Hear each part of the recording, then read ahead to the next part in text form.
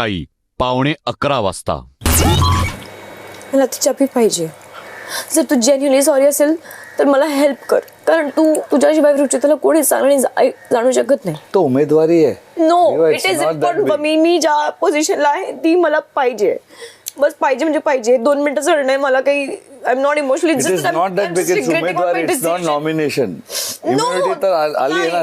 Big boss Marathi season 6. पहिल्यांदा रुचिताने टोळीच्या against जाऊन गेम खेळायचा विचार केला.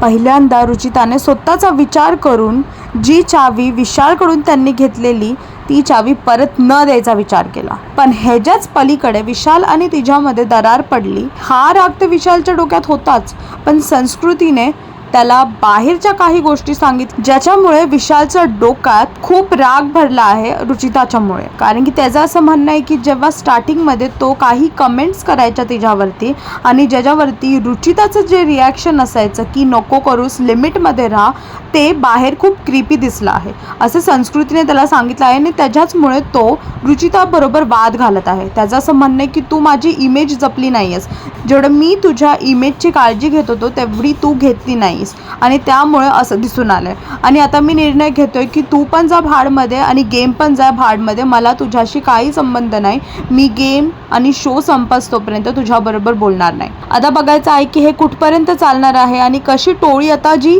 वेगळी झाली आहे ती काय अशीच शेवटपर्यंत राहणार आहे हे पाहण्यासाठी टेलीचक्कर रिजनल्सला सबस्क्राईब करा.